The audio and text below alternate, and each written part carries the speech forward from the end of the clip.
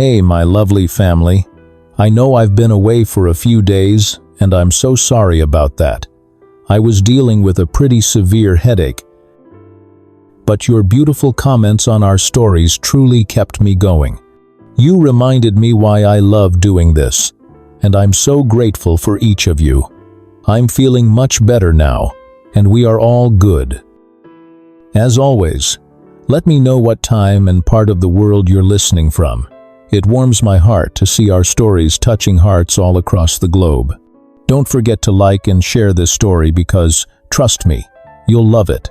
And if you haven't subscribed yet, make sure you do and turn on your notifications so you never miss any of our stories. Now, let's get into it.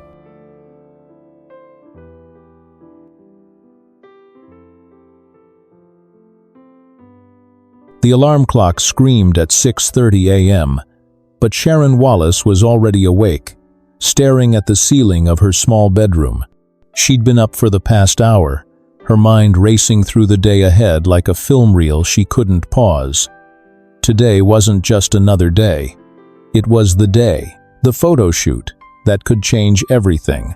She rolled out of bed and padded to the kitchen, where her roommate Kristen Bailey was already nursing a cup of coffee, her laptop open and fingers flying across the keyboard.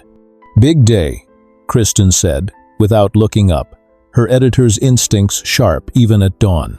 "The biggest," Sharon admitted, filling her own mug. The coffee was strong and bitter, exactly how she needed it. Sterling Lux Media. If I nail this shoot, word gets around. More luxury brands, more money, more validation that you're exactly where you're supposed to be? Kristen's eyes softened as she closed her laptop. "Sharon, you've been killing it for months. This is just the next step." Sharon managed a smile, but the familiar knot in her stomach tightened. It had been 18 months since the wedding that wasn't. 18 months since Marcus left her standing in a wedding dress that cost more than her rent, clutching a phone with a text that read, "I'm sorry. I can't do this. I can't be what you need." The humiliation had been crushing, but the betrayal cut deeper. She'd invested everything in that relationship. Her time, her savings, her heart, her future. The pitying looks from family and friends afterward had been unbearable. That's when she'd packed her life into boxes and moved 4 hours away to the city, to Kristen's couch first, then to this small but bright apartment they now shared. Photography had saved her. What started as a hobby became her lifeline, then her passion, and finally her career. She wasn't at the top yet, far from it, but she was climbing fast, one carefully crafted shot at a time. "You've got this," Kristen said, squeezing Sharon's shoulder.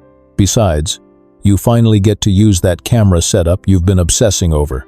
Sharon's face lit up despite her nerves. 3 weeks ago, after months of saving every penny, she'd finally purchased the professional camera body and lenses she'd been dreaming about. The equipment represented more than just tools. It was proof of her commitment, her belief in herself, her refusal to let heartbreak define her future. She spent the next hour getting ready with the precision of a surgeon. Comfortable but professional clothing that wouldn't restrict her movement, hair pulled back in a sleek ponytail, minimal makeup that wouldn't smudge if she got sweaty during the shoot. She packed her new camera equipment with the reverence of someone handling sacred objects, each lens carefully cushioned in her black leather backpack. The backpack itself was a recent purchase, professional-looking, spacious enough for all her gear, with enough compartments to keep everything organized. She'd splurged on the good leather, telling herself it was an investment in her image as much as functionality. By 8:15 a.m., Sharon was out the door, backpack secured across her shoulders, mind already shifting into work mode. The shoot location was downtown, and she'd allowed extra time to scout the space and set up. Nothing could go wrong today. She wouldn't let it. Across the city, Benjamin Anderson's morning was unraveling faster than a cheap sweater. He'd woken up at 8:35 a.m. with a pounding headache and the immediate, stomach-dropping realization that he was supposed to be in the office in less than 35 minutes for the most important presentation of his career. The Meridian Group, a consortium of investors looking to fund a luxury resort complex, had flown in specifically to see his designs. His boss, Richard Hawthorne, had been clear. This project could make or break the firm's year, and Ben was the lead architect. "Damn it," Ben muttered, stumbling toward the shower while his phone buzzed incessantly on the nightstand. 3 missed calls from Richard, 2 from his assistant Maya, and 1 from his colleague Jake, who was probably already in the conference room doing damage control. The night before had seemed harmless enough. Drinks with college friends who were in town, one bar leading to another, stories and laughter flowing as freely as the whiskey. Ben rarely went out on weeknights, but the stress of the upcoming presentation had made the prospect of letting loose too tempting to resist. Now, standing under scalding water that did nothing to clear his head, he regretted every single drink. Ben Anderson had been born into the kind of wealth that came with expectations. The Anderson name was carved into museum walls and university buildings, a legacy of successful investments and philanthropy that stretched back 4 generations.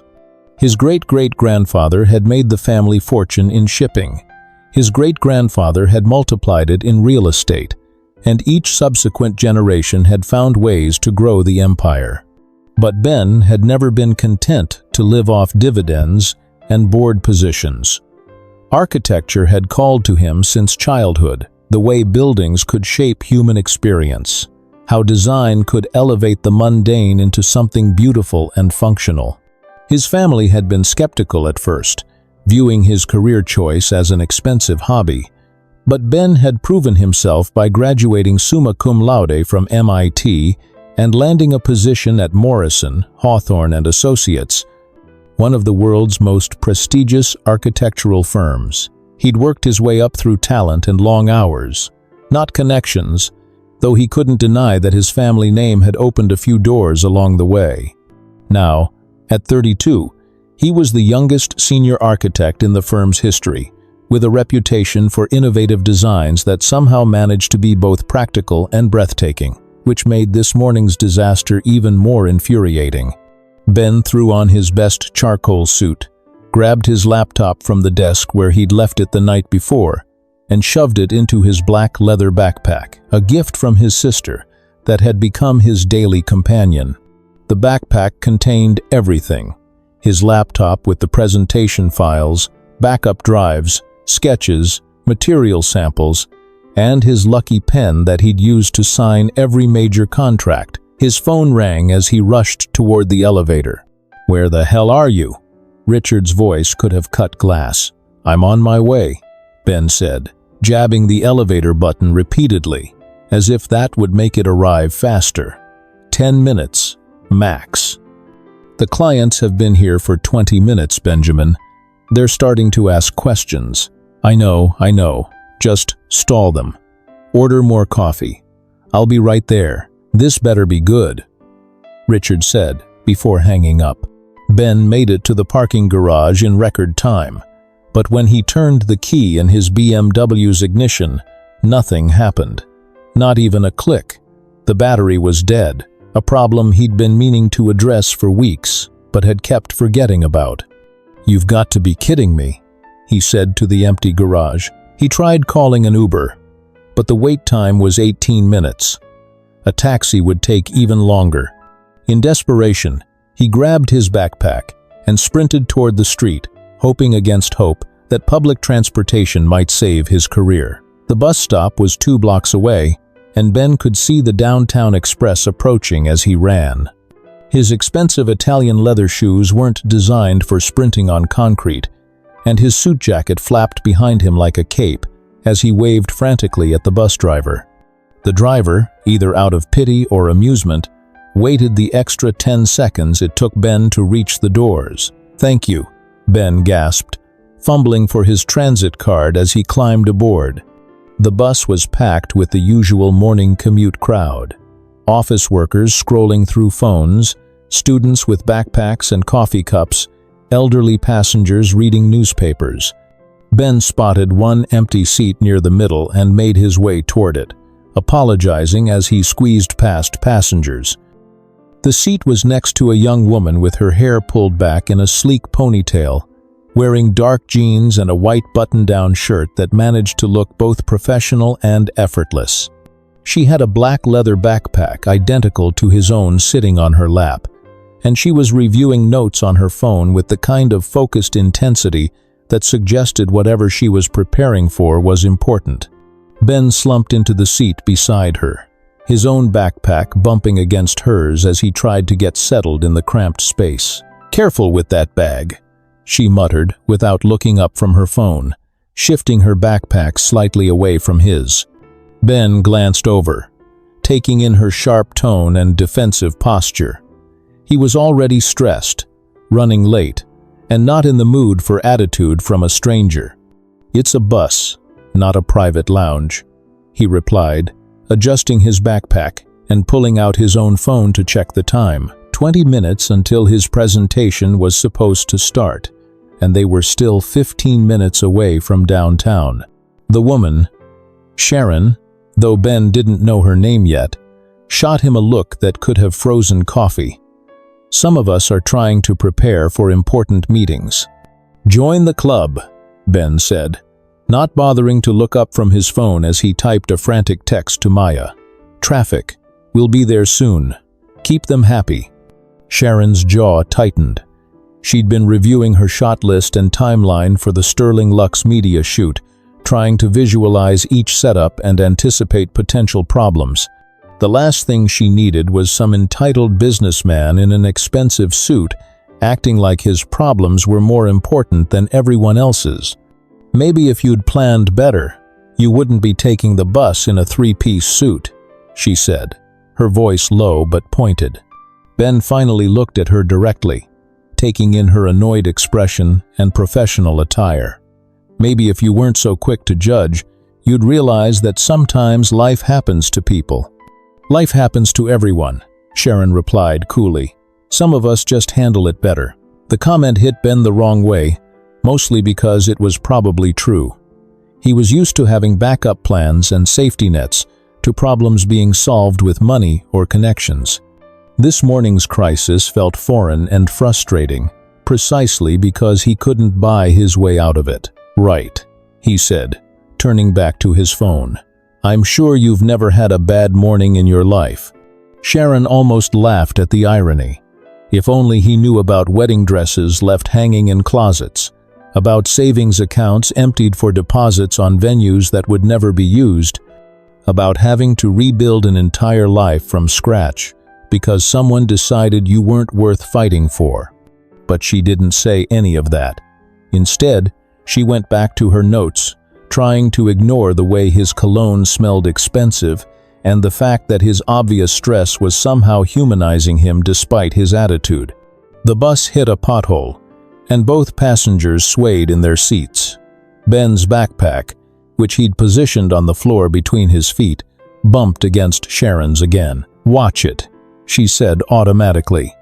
"It's called physics," Ben replied, steadying his bag. "When the bus moves, objects inside it move too. It's called spatial awareness," Sharon shot back. "Some people have it." Ben was about to respond when the bus driver's voice crackled over the intercom. "Next stop, Financial District. Those of you getting off, please move toward the exits." Both Ben and Sharon began gathering their things, the tension between them temporarily forgotten in the shuffle of preparing to disembark. The bus lurched to a stop with more force than usual, and their backpacks, which had been precariously balanced, tumbled to the floor in a tangle of black leather straps. "Great," Sharon muttered, reaching down to grab what she assumed was her bag. Ben did the same, snatching up the backpack closest to him without really looking at it. They were both focused on getting off the bus quickly. Sharon, because she wanted to get away from her irritating seatmate, and Ben, because every second counted in his race to save his presentation. "Excuse me," Sharon said, standing and squeezing past Ben toward the aisle. "Yeah, sorry," Ben replied, following close behind her as passengers pressed toward the exit. They disembarked at the same stop, but immediately went in different directions. Sharon heading toward the Arts District, where the Sterling Lux media shoot was taking place, and Ben rushing toward the gleaming office tower that housed Morrison, Hawthorne, and Associates. Neither of them looked back. Neither of them realized they'd grabbed the wrong backpack. The Morrison, Hawthorne, and Associates building was a testament to modern architectural achievement. 30 floors of glass and steel that seemed to pierce the sky. Ben had helped design the renovation of the top 3 floors, and normally he felt a surge of pride when he walked through the lobby. Today, he barely noticed the soaring ceilings and innovative lighting as he rushed toward the elevator bank. Maya, his assistant, was waiting when the elevator doors opened on the 28th floor. "They're in conference room A," she said, falling into step beside him as he strode down the hallway. "Richard has been making small talk for the past 10 minutes, but they're getting restless. The lead investor, Mrs. Chen, keeps checking her watch." I know," Ben said, running a hand through his hair and hoping he didn't look as frazzled as he felt. "Did you set up the projector?" "Everything's ready," Maya confirmed. "Your presentation is loaded and waiting." They reached the conference room, and Ben could see through the glass walls that Richard was indeed entertaining 3 impeccably dressed individuals around the polished mahogany table. Mrs. Chen, the lead investor, was a sharp-eyed woman in her 50s who had a reputation for making quick decisions and sticking to them. The other 2, a younger man and woman, were taking notes and occasionally glancing toward the door. Ben took a deep breath, straightened his tie, and pushed through the glass doors. "I apologize for the delay," he said, offering his most confident smile as he approached the table. "Traffic was heavier than expected this morning." Mrs. Chen's expression was neutral but not hostile. "Mr. Anderson, I presume, we're eager to see what you've prepared for us."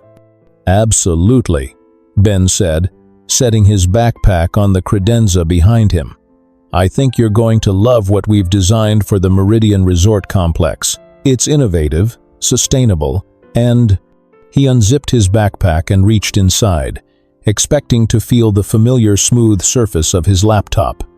Instead, his fingers encountered something unexpected, cold metal and glass, with what felt like a lens attachment. Confused, Ben pulled the object out and stared at it. It was an expensive-looking camera, professional grade, with multiple lenses and attachments he didn't recognize. Below it, nestled in protective foam, were more camera equipment and accessories that clearly belonged to a photographer. The room fell silent. "I'm sorry," Mrs. Chen said slowly, "but what exactly are we looking at?" Ben's mouth opened and closed without sound emerging. His laptop, containing months of work, detailed architectural plans, material specifications, cost projections, and the presentation that was supposed to secure the biggest contract of his career, was nowhere to be found. Richard's face had gone completely white. "Benjamin," he said in a voice that suggested imminent violence, "where is your presentation?" There's been a mistake," Ben said, still staring at the camera in his hands. "This isn't my backpack." The younger male investor leaned forward. "Are you telling us that you came to this meeting without your presentation materials?"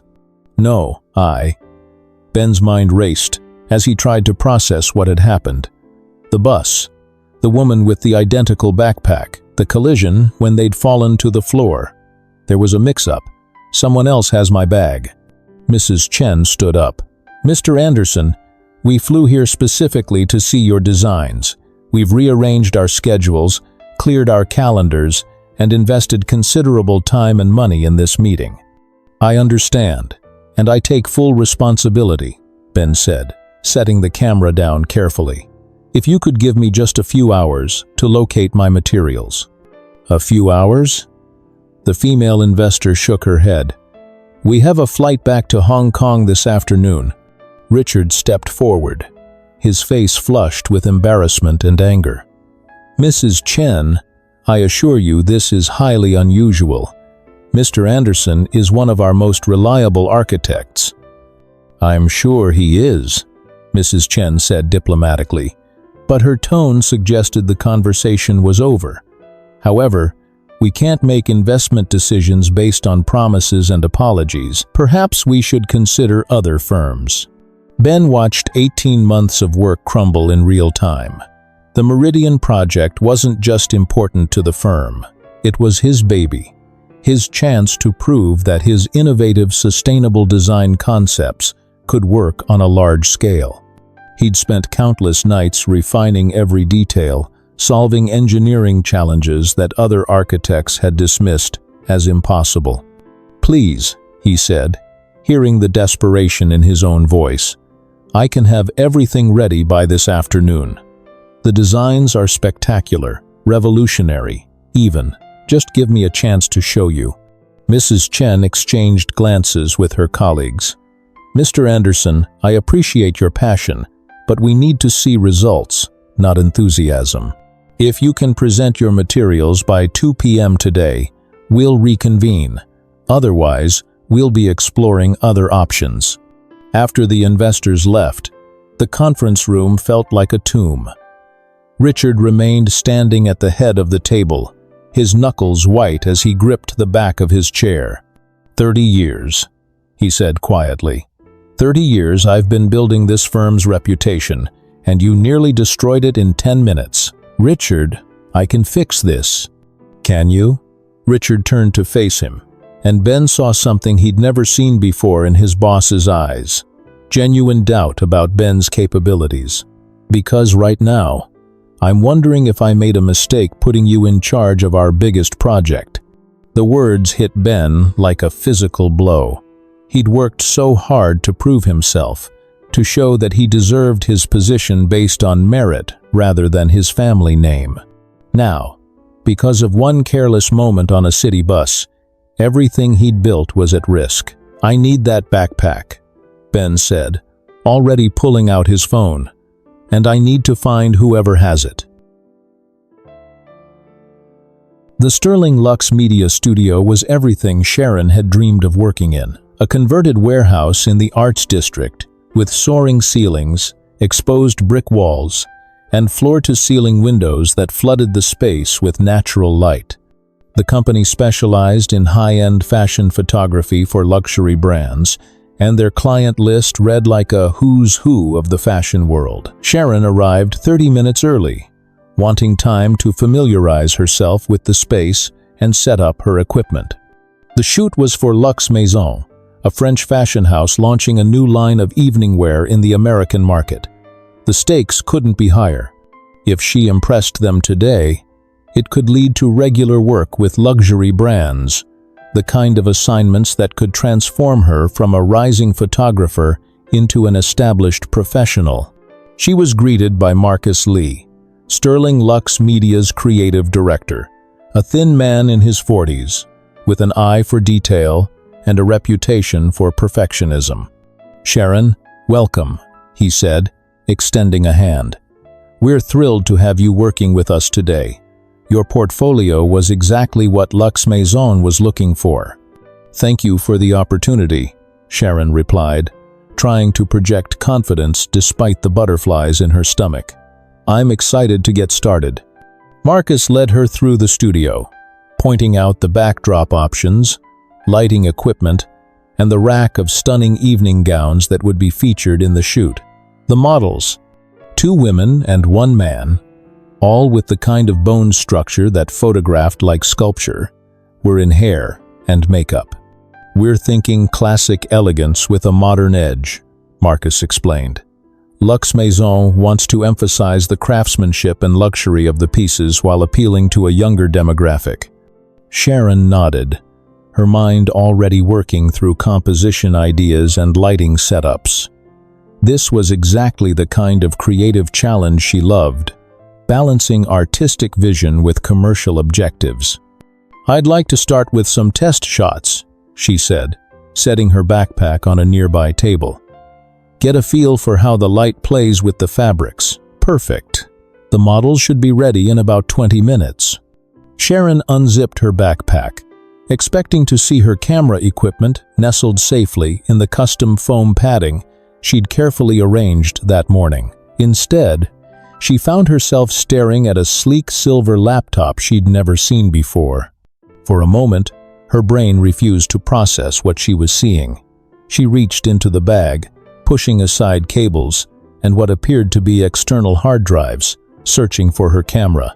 But there was no camera, no lenses, no light meter, none of the equipment she'd spent months saving for and had packed so carefully just hours ago. "Is everything all right?"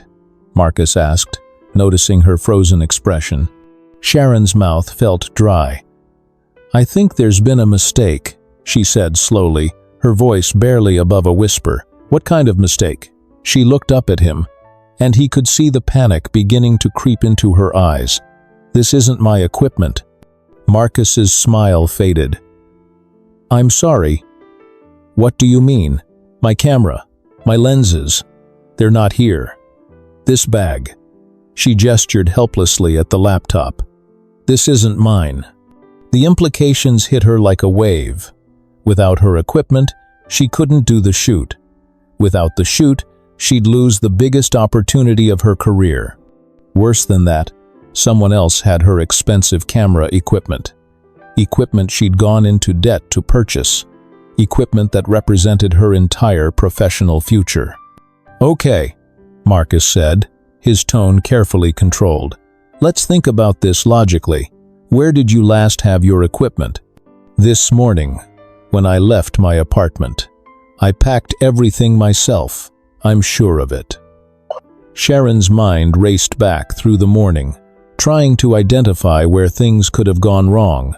"I took the bus downtown, got off at Financial District. The bus, the irritating man in the expensive suit. The collision when both their bags had fallen to the floor." "Oh my God," she whispered. "The bus. What bus?" "There was a man. We had identical backpacks, and they fell when the bus stopped. We must have grabbed the wrong ones." Marcus rubbed his forehead. "So this man, whoever he is, has your equipment?" "Yes, and I have." Sharon looked at the laptop again. "Whatever this is, can you contact him?" "I don't know who he is," Sharon said, feeling panic beginning to overwhelm her carefully maintained composure. "He was just some businessman, rude, entitled, wearing a suit that probably cost more than my rent." Marcus checked his watch. "The models will be ready in 15 minutes. The client is expecting to see preliminary shots by noon." Sharon felt her professional world crumbling around her. This was supposed to be her breakthrough moment, her chance to prove she belonged in the same league as the photographers she admired. Instead, she was standing in a high-end studio with nothing but someone else's laptop and a growing sense of dread. "I need to make some calls," she said, already pulling out her phone. "Maybe I can track him down, get my equipment back." "How long do you think that will take?" Sharon looked at Marcus, saw the doubt beginning to cloud his expression, and felt her heart sink. She'd worked so hard to get this opportunity, had convinced him to take a chance on a photographer who wasn't yet established in the luxury market. "I don't know," she admitted, "but I'll figure it out. I have to." As she dialed information, hoping against hope that she could somehow track down the stranger who had accidentally walked away with her entire career, Sharon couldn't help but think about how quickly things could fall apart.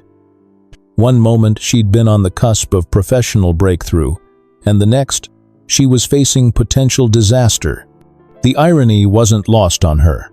Once again, her carefully constructed plans had been derailed by circumstances beyond her control. The difference was, this time she was going to fight back. She just had to find the man with her camera first.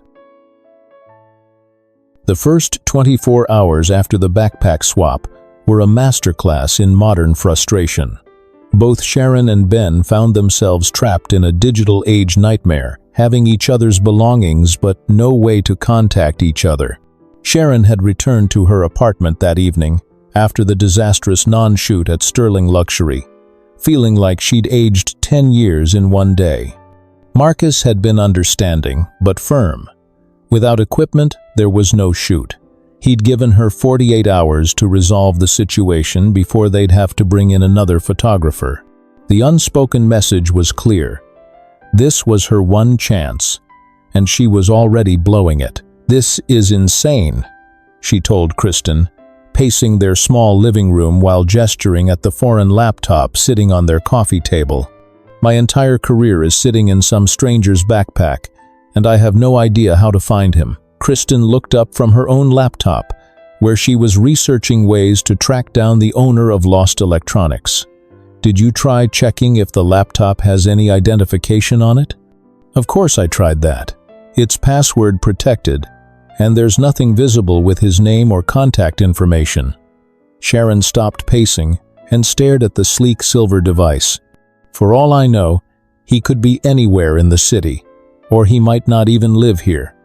He could have been visiting for business." "What about the bus company? Maybe they have security cameras." Sharon had already thought of that. She'd spent 2 hours on the phone with the Metropolitan Transit Authority, only to learn that while buses had cameras, accessing footage required a police report for theft or assault. A simple mix-up didn't qualify.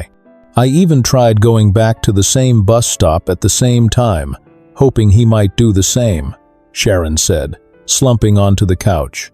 Nothing. Meanwhile, across town, Ben was experiencing his own version of technological purgatory. He'd managed to convince Mrs. Chen and her team to give him until Friday afternoon to present his materials. A small miracle that had cost him considerable pride and Richard's remaining patience. "This is unprecedented, Benjamin," Richard had said during their emergency meeting. "In 30 years, I've never had to ask clients to reschedule because an architect lost his presentation." "I didn't lose it," Ben had protested. "There was a mix-up. The result is the same.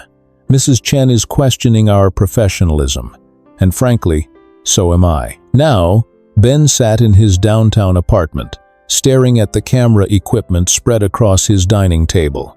He'd initially been too panicked to examine it closely, but as the hours passed and his various attempts to track down its owner failed, curiosity got the better of him.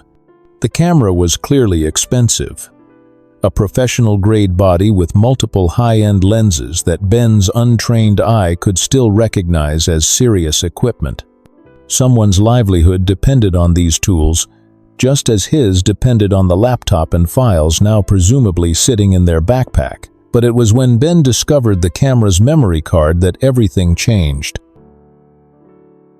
On the second day, with Sharon's anxiety reaching critical levels and no progress made through conventional channels, Kristen made the observation that would crack the case. "You know," she said, appearing in the kitchen doorway while Sharon stress-ate cereal for dinner. "You haven't actually tried to get into the laptop. It's password protected, Chris. I told you that."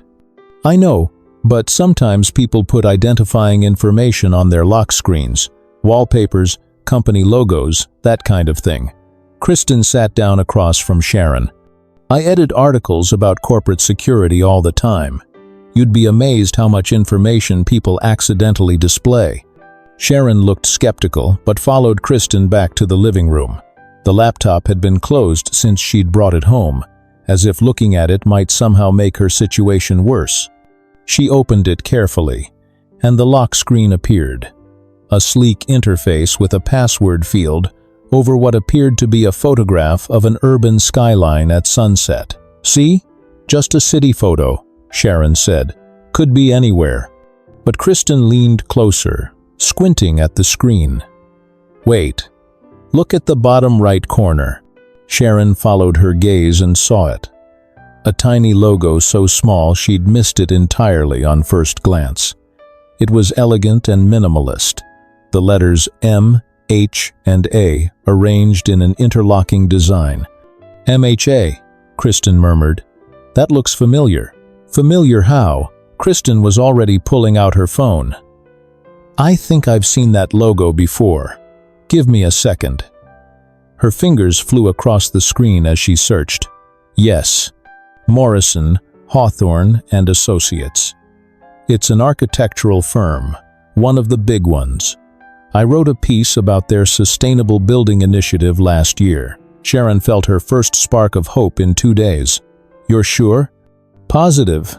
Their office is downtown, about 6 blocks from where you caught the bus." Kristen grinned. "Your mystery man is an architect." Within minutes, Sharon was on the phone with Morrison, Hawthorne and Associates, her heart pounding as she prepared to finally solve this nightmare. "Morrison, Hawthorne and Associates. This is Jennifer. How may I help you?" "Hi. I need to speak with someone about a lost laptop," Sharon began, then realized how vague that sounded. "I mean, I have someone's laptop from your company, and I need to return it." "Oh," Jennifer sounded uncertain. "What kind of laptop?" "A silver one. It has your company logo on the lock screen." "I see. Can you hold while I transfer you to our IT department?" The next 20 minutes were a lesson in corporate phone trees. IT transferred her to security, who transferred her to human resources, who suggested she try the main reception again. Sharon was beginning to understand how people developed phone rage. Finally, on her 4th transfer, she reached someone who sounded like they might actually help. "This is Maya Ken, executive assistant. I understand you found a laptop belonging to someone here?" "Yes," Sharon said, relief flooding her voice. "I accidentally picked up the wrong backpack on the bus yesterday morning, and I have someone's laptop with your company logo on it." There was a pause. "Wait, are you the person who has Ben's bag?" Sharon's heart leaped. "Ben? Benjamin Anderson, one of our architects. He's been frantically trying to track down someone who accidentally took his laptop. Said something about identical backpacks on a bus?" "Yes, that's exactly what happened. I'm Sharon Wallace, and I'm assuming he has my camera equipment?" "Camera equipment. That makes sense." Maya sounded relieved. "He's been carrying around a photographer's bag for 2 days, worried he'd ruined someone's livelihood." While Sharon was navigating corporate phone systems, Ben was having his own revelation. Initially, he'd only examined the camera equipment to see if there were any identifying marks. A name engraved on the case, contact information tucked into a pocket, anything that might help him track down its owner. But when he'd found the memory card and, in a moment of desperation, decided to see if there were any clues in the stored photos, he discovered something unexpected: genuine artistry.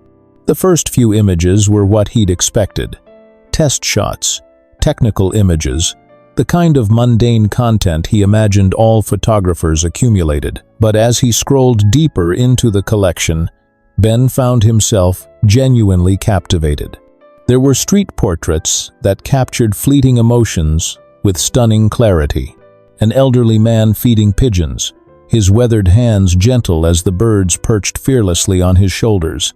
A young mother laughing as her toddler chased soap bubbles, pure joy radiating from both their faces. A businessman pausing to help a lost tourist. Humanity breaking through urban anonymity. The cityscapes were equally impressive. Sharon had an eye for finding beauty in unexpected places. The way late afternoon light turned ordinary office buildings into golden monuments. How rain-slicked streets reflected neon signs into abstract art. The graceful arc of a bridge captured at precisely the moment when form and function achieved perfect harmony. But it was the self-portrait that stopped Ben in his tracks. Sharon had photographed herself in what appeared to be the golden hour. Sunlight streaming through what might have been a window, or perhaps dappled through leaves. Her head was tilted slightly, a genuine smile on her lips, her dark eyes bright with something that looked like hope or determination. She was beautiful, yes, but more than that. The image captured something essential about her spirit, a resilience and warmth that Ben found himself studying long after he should have moved on to the next photo. He told himself he was just trying to understand who she was, to get a sense of the person whose livelihood he'd accidentally derailed. But if he was being honest, and Ben prided himself on honesty, at least with himself, he was intrigued by the woman behind the camera. The technical skill evident in her work impressed him. Ben appreciated good design and craftsmanship in any medium, and Sharon's photographs demonstrated both artistic vision and professional competence. But there was something else, something in the way she saw the world that resonated with him. When Maya called to tell him she'd been contacted by the bag's owner, Ben felt a complex mix of relief and something else he couldn't quite identify. "Her name is Sharon Wallace," Maya said. "She's a photographer, and she's understandably anxious to get her equipment back. I can handle the exchange if you want. Arrange a drop-off or messenger service." "No," Ben said quickly. "I'll handle it myself." "Are you sure? I know how busy you are with the Meridian presentation." "I'm sure," Ben interrupted. "This is my responsibility. I should take care of it personally." Maya sounded puzzled but didn't argue. "Okay, I'll get her contact information and set something up." After hanging up, Ben looked at the camera equipment again, then at his laptop screen where Sharon's photograph was still displayed. He was curious about her, he realized. The woman on the bus had been prickly and defensive, but her photographs revealed depth and sensitivity. Which version was the real Sharon Wallace? There was only one way to find out. Sharon chose Café Luna for practical reasons. It was public enough to feel safe, busy enough that their conversation wouldn't draw attention, and close enough to her apartment that she could get there quickly. What she didn't expect was how nervous she'd feel sitting in the familiar coffee shop, waiting for a stranger who somehow felt less like a stranger after 2 days of having his laptop in her living room. She'd arrived 15 minutes early and claimed a small table near the window, positioning herself where she could see the entrance. The cafe was warm and bustling with the late morning crowd. Remote workers with laptops, students with textbooks, friends catching up over elaborate coffee drinks. The familiar sounds of conversation and the espresso machine should have been comforting, but Sharon felt oddly exposed, as if everyone in the room might somehow know she was about to confront the man who'd inadvertently wreaked havoc on her professional life. When Ben walked through the door at exactly 11 a.m., Sharon recognized him immediately. Same expensive suit, though different color. Same confident bearing. Same face that had annoyed her so thoroughly on the bus. But seeing him in the cafe's flattering light, she had to admit he was objectively handsome. Tall, well-built, with dark hair and sharp features that suggested both intelligence and determination. He spotted her just as quickly, his eyes finding hers across the room with an intensity that made her suddenly self-conscious. Had he always looked at her like that, or was this new? Ben approached her table with what Sharon could only describe as unhurried confidence, as if he were walking into his own office rather than meeting a stranger he'd wronged. Without asking permission, he slid into the chair across from her, placing her black leather backpack on the table between them like a peace offering. "Miss Wallace, I presume?" he said, and Sharon caught something in his tone. Amusement, yes, but also a warmth that hadn't been there during their bus encounter. "Can I have my bag?" she replied flatly, determined not to be charmed by whatever game he was playing. Ben's smile widened. "Straight to business. I like that." He gestured toward the backpack. "Everything's there, I promise. Camera, lenses, all the various mysterious equipment I couldn't begin to identify." Sharon handed his own bag and pulled hers toward her and unzipped it. checking the contents with the practiced efficiency of someone who'd been imagining this moment for 2 days. Her camera body nestled safely in its protective padding, lenses secured in their individual compartments, light meter and accessories exactly where she'd placed them. Relief flooded through her. Professional relief, financial relief, and something deeper that she didn't want to examine too closely. "Thank you," she said, and meant it. "I was starting to think I'd never see this again." "Well, you might not have, if you hadn't been so thorough in your detective work." Ben leaned back in his chair, studying her with curious eyes. "Maya told me you tracked me down through the company logo." "Impressive." "I had help," Sharon admitted grudgingly, still impressive. Ben paused, then said casually, "You know, you take really great photos." Sharon's head snapped up. "Excuse me?" "Your portraits, the street shots, and that self-portrait in the sunlight." Ben's tone was appreciative, almost reverent. "You've got a good eye, a real talent." It took Sharon a moment to process what he was saying, and when she did, indignation flared hot in her chest. "You went through my camera roll?" Ben gave a small, unapologetic shrug. "I call it appreciating art." "I call it being nosy," Sharon shot back, her voice sharp with outrage. She'd been worried about her equipment, about her career, about paying rent, and this man had been casually browsing through her personal work like it was entertainment. "Look," Ben said, his tone becoming more serious, "I was trying to find some way to identify you, to return your equipment. The photos were there, and he trailed off, then started again. "They're genuinely beautiful, Sharon. You have real talent." Sharon hated that his praise pleased her, hated that her name sounded different when he said it, hated that she was having any reaction to this man beyond irritation. She zipped up her backpack decisively and slung the strap over her shoulder. "Everything's here?" she asked, standing. Ben nodded. "Unless you're missing a few self-shots. I might have kept those for research purposes." Sharon stared at him, deadpan. "You're not my type." Ben's grin widened, and he leaned forward just enough to make her bristle. "I wasn't aware I was auditioning." "Good," Sharon said, heading toward the door, "because you'd fail spectacularly." But as she left the cafe, she could feel Ben's eyes following her, and when she risked a glance back through the window, she saw him still sitting at their table, wearing a slow smile that suggested this conversation was far from over. "Not yet," Ben murmured to himself, watching Sharon disappear down the street. And for the first time since the backpack incident began, he found himself looking forward to whatever came next.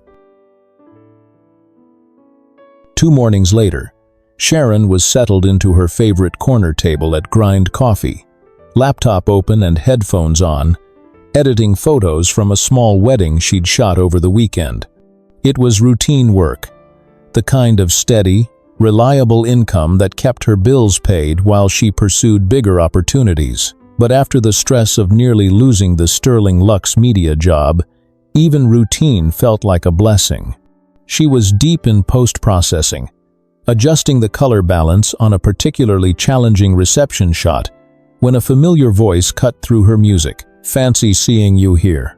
Sharon looked up to find Benjamin Anderson standing beside her table, perfectly pressed in a navy suit and wearing a smile that suggested he found his own presence as delightful as she found it irritating. She pulled off her headphones slowly, taking in his casual confidence and the way he seemed to expect a warm welcome. "Is this stalking?" "Not at all," Ben replied smoothly, already moving toward the empty chair across from her. "This is fate, and maybe I might have swayed my way with your friend Kristen to telling me where you'd be." Sharon's eyes widened.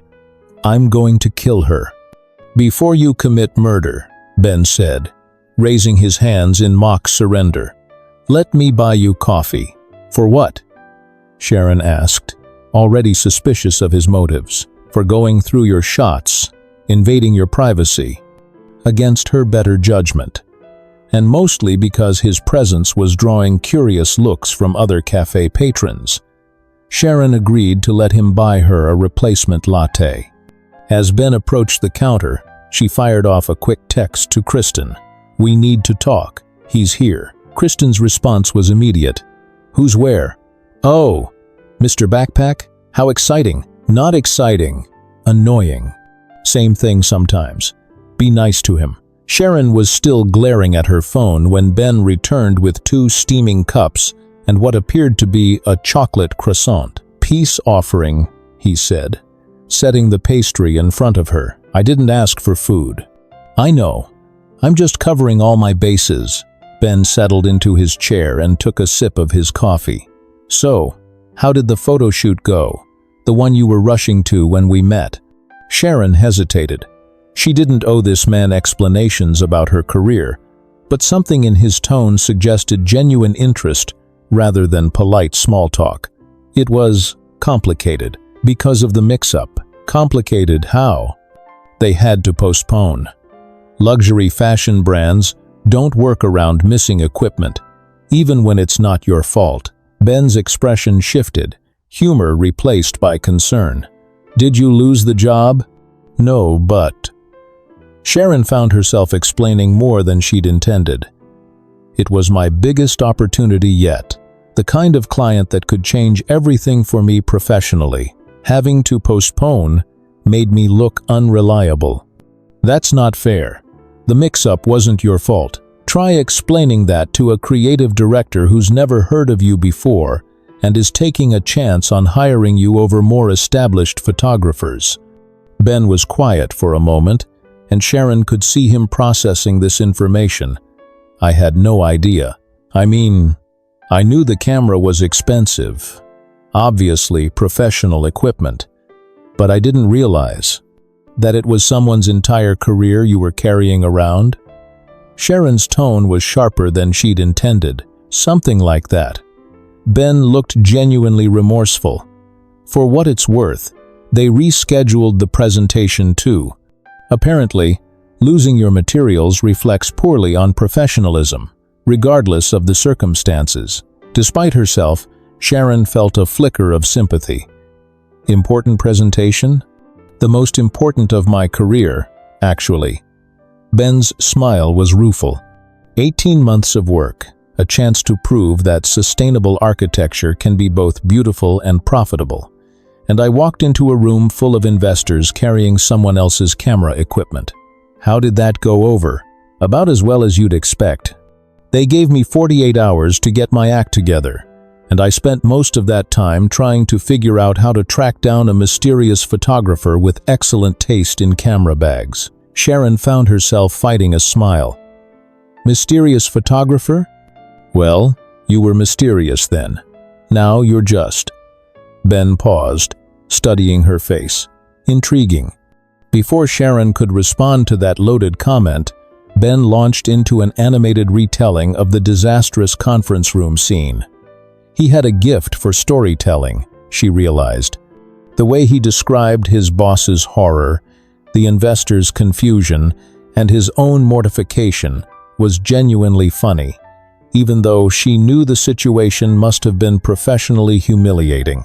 "And then," Ben continued, gesturing expansively, "Mrs. Chen asked if this was some kind of avant-garde presentation technique, like maybe the camera was a metaphor for capturing architectural vision or something." Despite her determination to remain unmoved, Sharon found herself laughing, actually laughing, at his ridiculous impression of trying to explain architectural concepts while holding professional photography equipment. "Did you try to go with it?" she asked, still chuckling, for about 30 seconds, until Richard looked like he was going to have a stroke. Then I figured honesty was the better policy, probably wise. When Sharon finally caught her breath from laughing, Ben tilted his head, watching her with an expression she couldn't quite read. There was something almost tender in his eyes, a softness that made her suddenly self-conscious. "There it is," he said quietly. "There what is?" she asked, immediately wary. "Your laugh," Ben said simply. "I knew it would be worth chasing." The comment hit Sharon like cold water. The easy camaraderie of the past few minutes evaporated, replaced by familiar walls and defenses. She closed her laptop decisively and stood, slinging her bag over her shoulder. "You're exhausting," she said, but there was less bite in it than usual. "And yet," Ben called after her as she headed toward the door, "you still drank both coffees." Sharon paused in the doorway, glancing back at the table, where 2 empty cups sat next to the untouched chocolate croissant. He was right. Damn him. She had drunk both coffees, had enjoyed his company despite herself, had let her guard down just enough to remember what it felt like to laugh with someone who seemed genuinely interested in making her smile. But that was exactly the problem. Sharon had learned the hard way that men who seemed charming and attentive could disappear without warning, leaving nothing but broken promises and empty spaces where a future used to be. She wasn't about to make that mistake again, no matter how warm Ben's smile was or how easily he made her laugh. As she walked away from grind coffee, Sharon told herself she was being smart, protecting herself, learning from past mistakes. But she couldn't quite shake the memory of Ben's expression when he'd said her laugh was worth chasing, or the way something inside her had responded to the genuine appreciation in his voice when he'd talked about her photographs. Maybe that was the most dangerous thing about Benjamin Anderson. Not that he was charming or persistent, but that he seemed to see something in her that she'd almost stopped believing was there. The Grand Meridian Hotel's ballroom was a testament to architectural grandeur. Soaring ceilings adorned with crystal chandeliers, marble columns that seemed to reach toward heaven, and floor-to-ceiling windows that offered a breathtaking view of the city's glittering skyline. The annual Architectural Arts fundraiser was the kind of event that brought together the city's elite, architects, developers, artists, and the wealthy patrons who funded their visions. Sharon hadn't planned to be there. Events like this, where champagne cost more than her monthly grocery budget and the dress code was black tie encouraged, weren't exactly her usual beat. But when Marcus Lee from Sterling Lux Media had called with an assignment to photograph the gala for Metropolitan Arts Quarterly, she'd said yes, without hesitation. The pay was good, the exposure would be valuable, and after the stress of the backpack incident, she needed work that felt straightforward and manageable. She'd chosen her outfit carefully, a sleek black jumpsuit that was professional enough for work, but elegant enough to blend in with the crowd, comfortable black heels that would let her move freely while shooting, and minimal jewelry that wouldn't catch on her camera strap. Her equipment was packed in a smaller, more discreet bag. She'd learned from experience that hauling around a massive camera backpack at formal events made her look like an outsider. The assignment was simple: capture the energy of the evening, the networking, the art displays, and the overall atmosphere of the city's architectural community celebrating itself. Sharon moved through the crowd with practiced invisibility, finding angles and moments that told the story of the evening without drawing attention to herself. She was adjusting her camera's focus, moving slightly to get a better angle of the hotel's courtyard, where smaller groups had gathered for more intimate conversations, when a familiar silhouette stepped into her frame. Through the lens, she saw him. Benjamin Anderson, looking devastatingly handsome in a classic black tuxedo that fit him like it had been crafted specifically for his tall, lean frame. Her finger froze over the shutter. Ben was across the courtyard, champagne flute in hand, engaged in animated conversation with a circle of people she recognized as major players in the city's development scene. Even from a distance, she could see the easy confidence with which he moved in this world. The way others leaned in when he spoke, the genuine laughter his comments seemed to generate, the deference that came not just from his family name, but from his obvious expertise and charisma. When he spotted her through the crowd, His smile faltered for just a moment.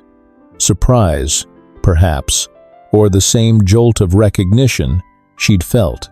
Then his expression shifted into something slow and deliberate, a look that made her suddenly aware of her racing heartbeat. He excused himself from his group and began walking toward her with the kind of purposeful stride that suggested their encounter was inevitable. "Are you following me?" Sharon asked, as soon as he was close enough to hear, lowering her camera but not stepping back. "I could ask you the same," Ben replied, his eyes flicking to the camera in her hands. "But clearly you're here on business, which is a shame, because you clean up dangerously well." Sharon felt heat rise in her cheeks and immediately hated herself for the reaction. "Don't start. I'm not starting," Ben said innocently, moving closer under the pretense of getting out of the way of passing waiters. "I'm just making an observation, a very appreciative one." Before Sharon could formulate a suitably cutting response, they were interrupted by a woman in a glittering red gown who seemed to materialize out of nowhere. She was stunning in the way that money and excellent genes could create. Tall, elegant, with platinum blonde hair swept into an elaborate updo and diamonds that caught the light with every gesture. "Ben," the woman exclaimed, placing a perfectly manicured hand on his arm, with the familiarity of someone who had done so many times before. "I've been looking everywhere for you." "Victoria," Ben said, and Sharon caught something in his tone, politeness tinged with resignation. "How are you enjoying the evening?" "Oh, you know these things," Victoria said with a dismissive wave. "Same people, same conversations, but the cause is worthwhile, and the company," she looked meaningfully at Ben, "can be quite entertaining. You really should dance with me later." "It's been far too long since we've had a proper conversation." Sharon watched this interaction with growing irritation that she refused to acknowledge as jealousy. She stepped aside to get a better shot of the courtyard, but found herself listening despite her better judgment. "I'm actually working tonight," Ben said diplomatically. "Networking. You know how it is. All work and no play," Victoria chided, her fingers still resting on his arm. "You need someone to remind you how to have fun." When Victoria finally drifted away after extracting a promise from Ben to find her later, Sharon arched an eyebrow.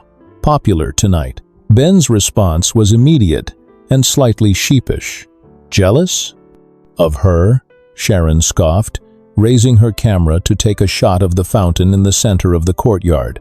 "Please, I'm allergic to tuxedo arrogance." "Tuxedo arrogance?" Ben sounded genuinely amused. "Is that a specific medical condition, or more of a general sensitivity?" "It's a chronic condition affecting women who've learned to recognize men who think formal wear makes them irresistible. And what about men who think formal wear makes them uncomfortable and slightly ridiculous?" Sharon lowered her camera and looked at him directly for the first time since Victoria's interruption. There was something self-deprecating in his expression, a vulnerability that didn't match her assessment of his arrogance. "Those men," she said carefully, "are slightly less annoying." "Progress," Ben said with a grin. They parted ways after that, Sharon returning to her work and Ben to his networking obligations. But throughout the evening, she found herself aware of where he was in the room, catching glimpses of him in animated conversation with colleagues, watching him laugh at something an elderly philanthropist said, noticing the respectful way he interacted with everyone, from the hotel staff to the event's most prominent sponsors. She didn't seek him out, but when their eyes met across the room, which happened more often than could be explained by coincidence, neither of them looked away quickly. The gala was winding down when Sharon stepped outside the hotel's main entrance, grateful for the cool night air after hours in the crowded ballroom. Her assignment was complete. She'd captured the energy of the evening, gotten shots of all the major donors and speakers, and even managed a few artistic images of the architectural details that would please the magazine's editors. She was scrolling through her phone, looking for an available Uber, when a familiar voice interrupted her concentration. "Need a ride, camera girl?" Sharon looked up to see Ben leaning against a sleek black sedan, his bow tie undone and hanging loosely around his neck, top button of his shirt unfastened. The casual dishevelment somehow made him more attractive, which annoyed her more than his formal perfection had. "I'm good," she said without hesitation, tapping her phone screen with more force than necessary. Ben glanced at her phone, then at the line of cars waiting to pick up other gala attendees. "You do realize the wait time for an Uber out here is about 20 minutes? And judging by those shoes..." His eyes flicked down to her heels, which had been comfortable 3 hours ago but were now making themselves known. "You won't survive the cold that long." Sharon pulled her jacket tighter around herself, aware that he was probably right but unwilling to admit it. "I'll manage." Ben pushed off from the car and took a step toward her, close enough that she could smell his cologne. Something expensive and subtle that made her think of cedar and citrus. "Come on. I promise not to steal your camera this time. I'm a reformed man." Despite her better judgment, Sharon's lips twitched. "Reformed? Please. You probably still have someone's bag or wallet from the bus in your glove compartment." Ben's grin was immediate and unrepentant. "Only yours. And I gave that back." "After holding it hostage for coffee," Sharon pointed out. "That was negotiation, not hostage-taking. Completely different legal category." Sharon checked her phone again. The Uber estimate had increased to 25 minutes, and her feet were definitely protesting the prolonged standing. Around them, other gala attendees were climbing into waiting cars and disappearing into the night, leaving the hotel entrance increasingly empty and windy. "Fine," she said, with the tone of someone agreeing to root canal surgery. "But I'm not making conversation." "Wouldn't dream of it," Ben said, but his smile suggested otherwise. The car was exactly what Sharon had expected. Leather interior, sleek dashboard, and the kind of sound system that probably cost more than her monthly rent. Ben held the passenger door for her, a gesture that felt both old-fashioned and surprisingly natural. The first few minutes of the drive passed in relative silence, with Sharon staring out the window at the city lights and Ben navigating the post-event traffic. But Ben, as Sharon was learning, wasn't particularly comfortable with quiet. "So," he said, glancing at her as they stopped at a red light, "do you always point your camera at strangers, or am I just special?" Sharon shot him a sideways look. "Special is one word for it. Annoying is another. Annoying and special. That's a rare combo. I'll take it."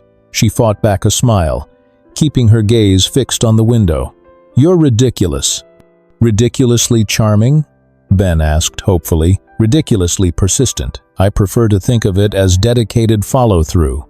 Despite her determination to remain aloof, Sharon found herself relaxing into the comfortable seats and easy banter.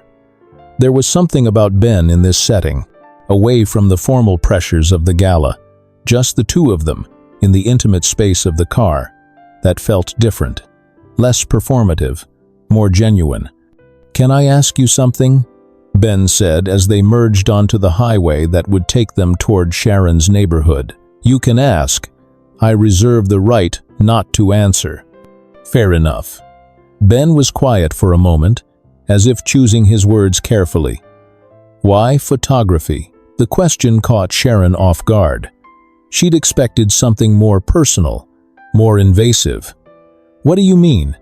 "I mean, you're clearly talented at it, but there are a lot of things people can be talented at. What made you choose photography specifically?"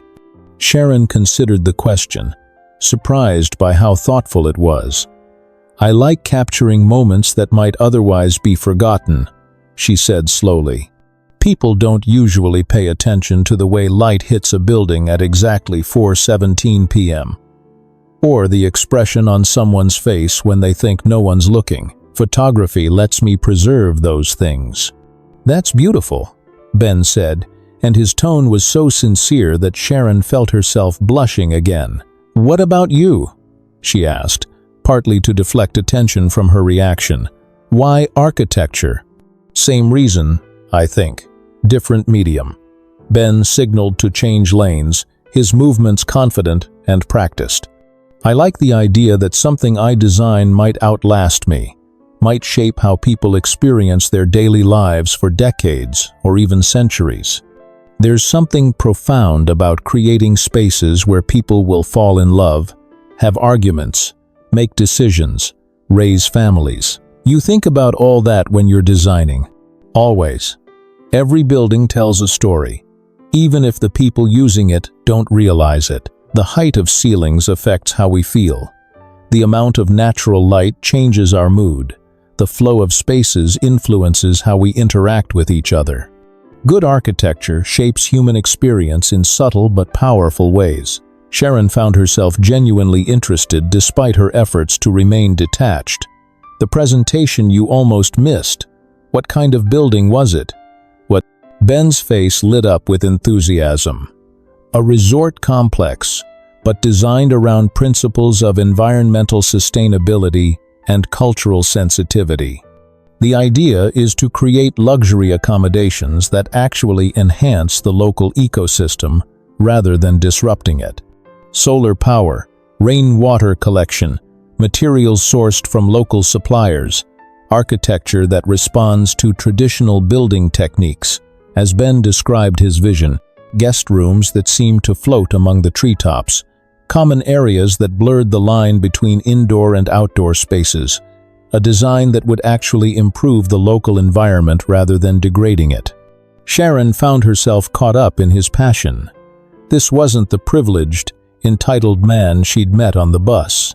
This was someone who genuinely cared about his work, who thought deeply about its impact on the world.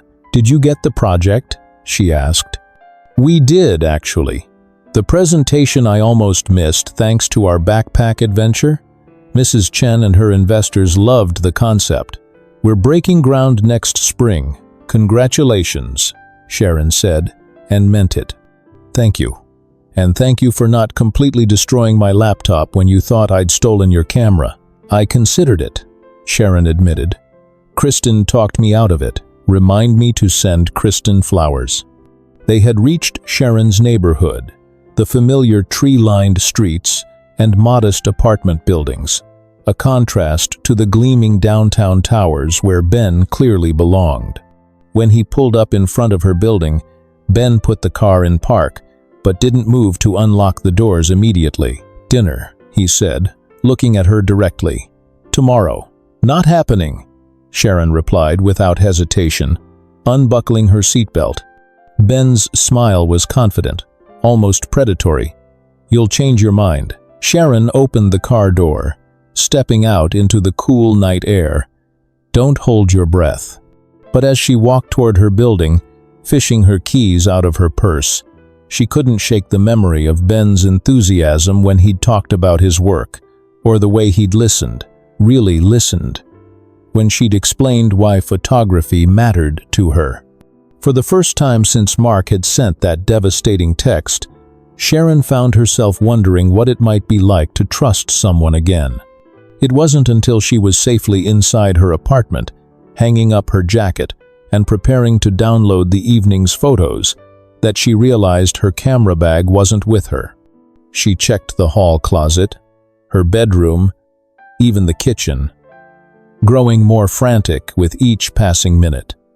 Her equipment, her livelihood, her artistic tools, everything she needed for tomorrow's scheduled shoots was nowhere to be found. And then she remembered. She'd placed the bag on the floor of Ben's car when she'd gotten in, and in her hurry to escape his magnetic presence, she'd left it there. Her phone buzzed with a text from an unknown number. The text read, "So, I have something of yours, and I'm willing to negotiate a trade." Sharon stared at the message, a mix of frustration and reluctant admiration washing over her. Of course, Ben had spotted her forgotten camera bag. Of course, he saw it as an opportunity, rather than simply returning it like a normal person would. Sharon replied, "Give it back." The response came immediately. Ben texted back, "Dinner. 1 date. Your camera in exchange." Sharon sank onto her couch, staring at her phone in disbelief.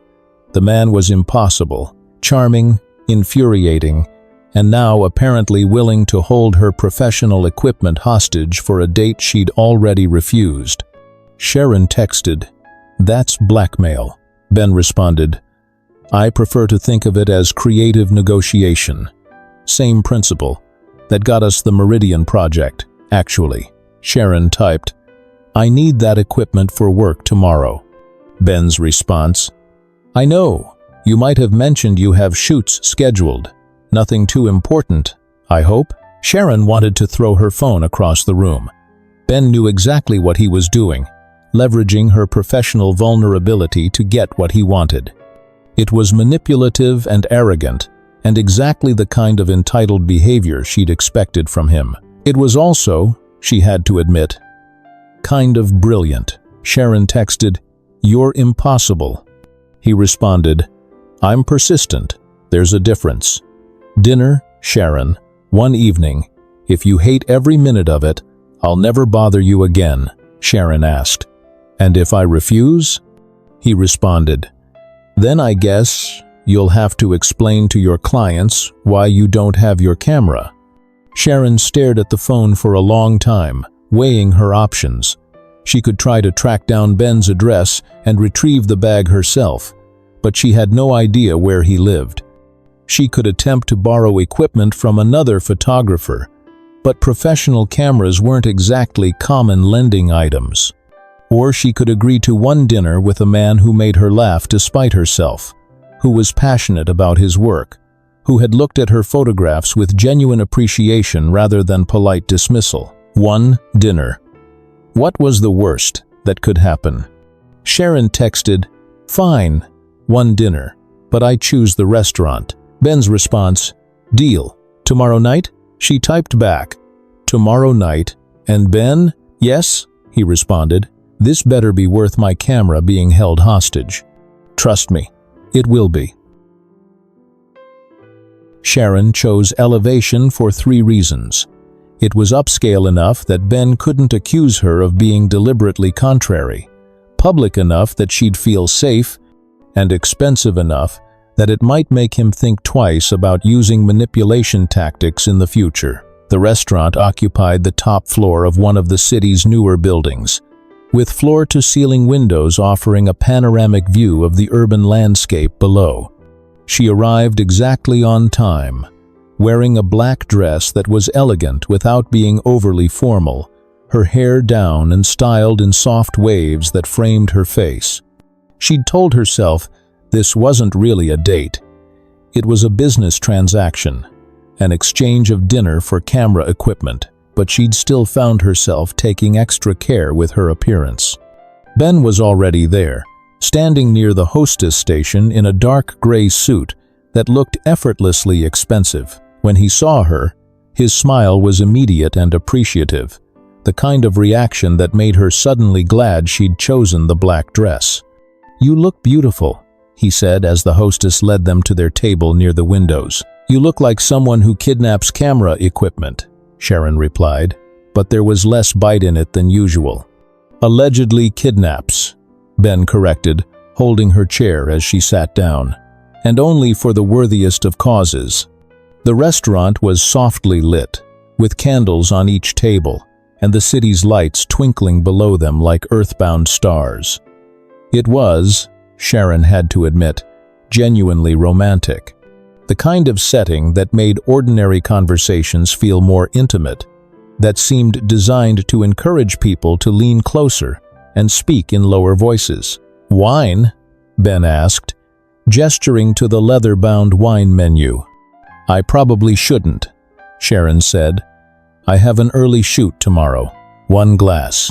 To celebrate the safe return of your camera equipment." "You mean to celebrate successful hostage negotiations?" "That too." Against her better judgment, Sharon agreed to share a bottle of Pinot Noir that Ben selected after consulting with their server.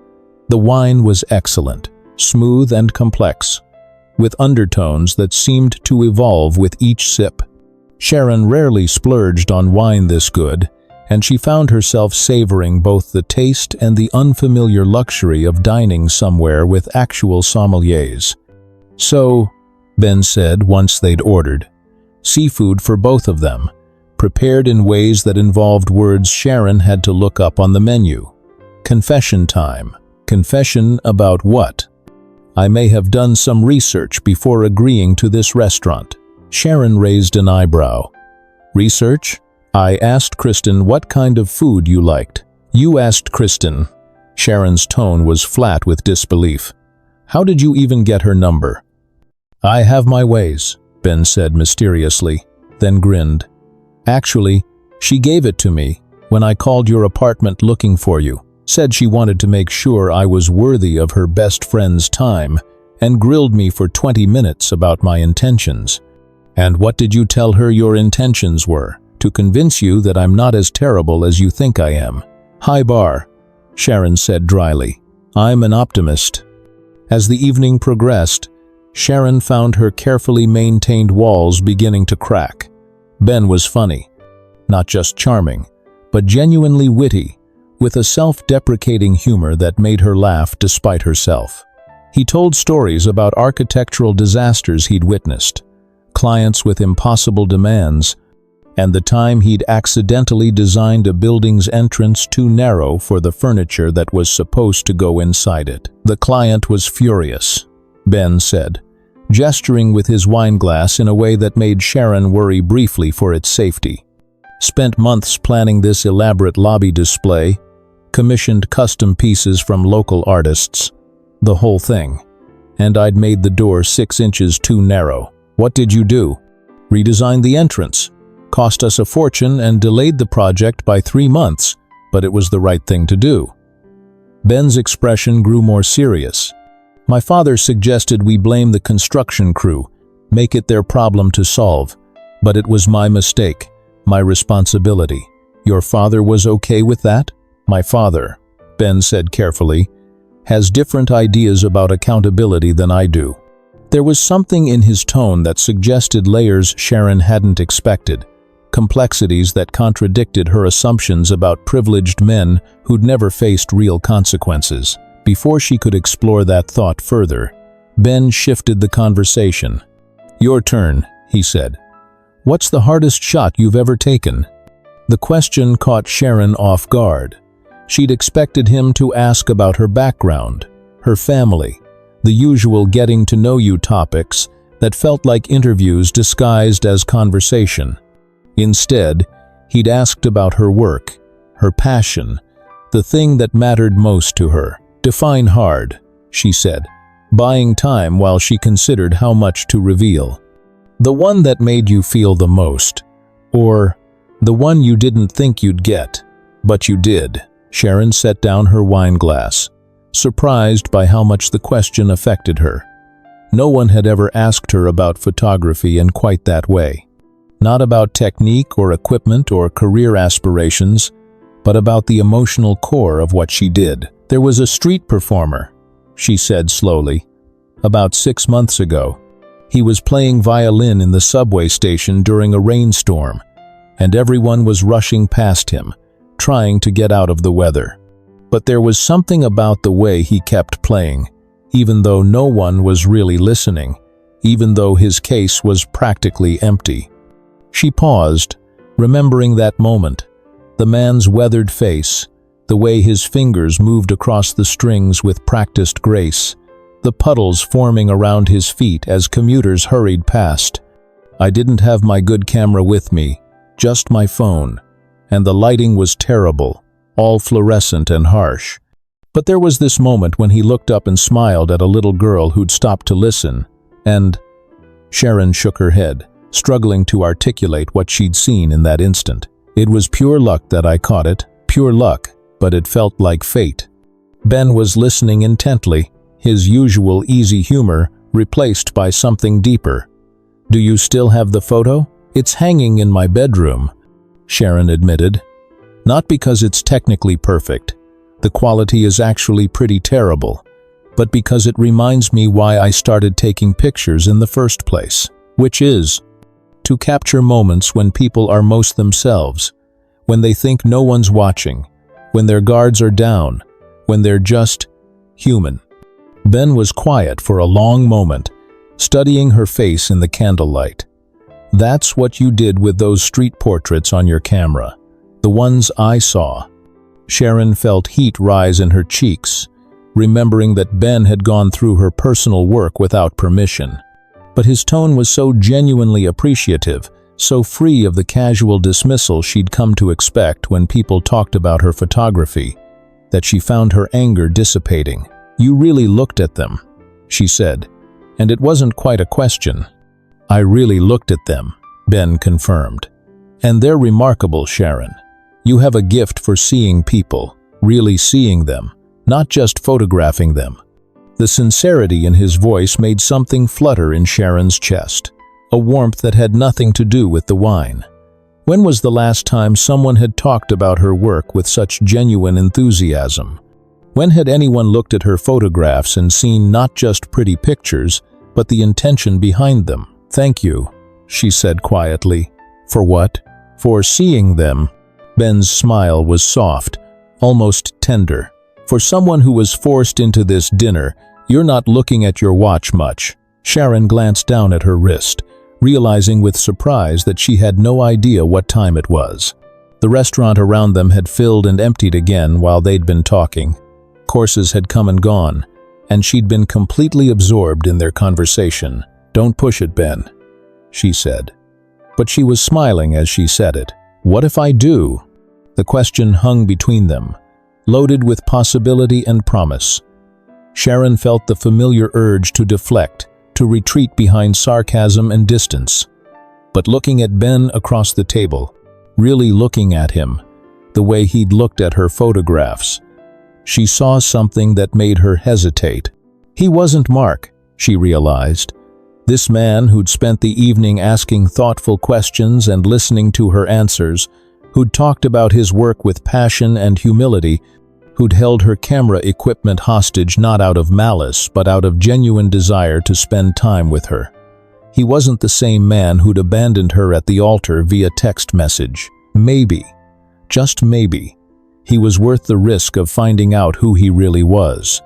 The drive home was filled with easy conversation and comfortable silences, the kind of natural rhythm that usually took months to develop with someone new.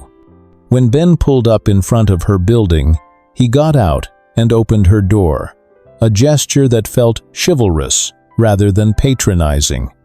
"I had a really good time tonight," Sharon said as they stood on the sidewalk, her camera bag safely returned and slung over her shoulder.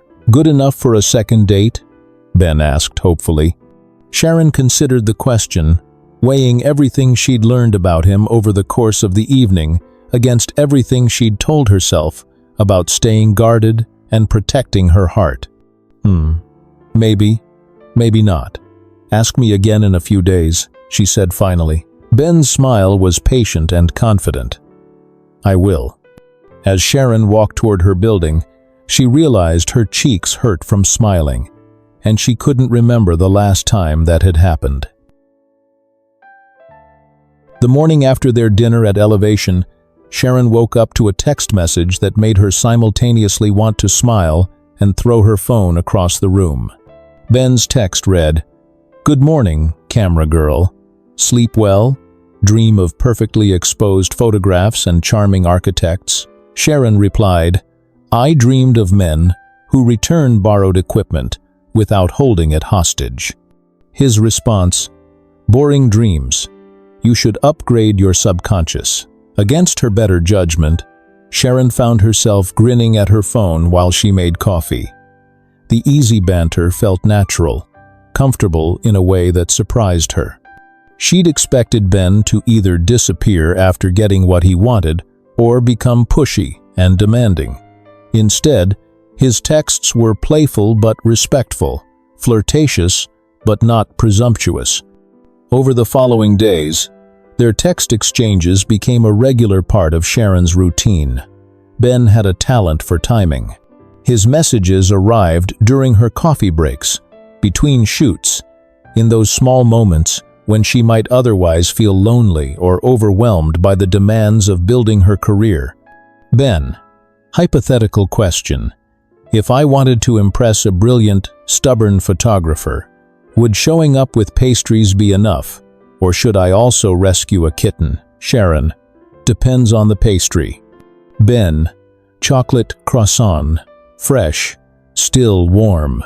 Sharon, that's dangerously close to impressive. Ben, dangerously close. So, there's hope. Sharon, there's always hope. Whether it's justified is another question entirely. Ben, I like those odds. The gifts started small and thoughtful. A coffee from her favorite cafe delivered to her apartment with a note that read, "For emergency caffeine situations." A small succulent plant that arrived at her door with a card saying, "Low maintenance, like me." That's a lie, but the plant part is true. A vintage camera strap she'd admired in a shop window, accompanied by a message, "Saw this and thought of you. No strings attached." Well, except the literal string. That's attached to the camera.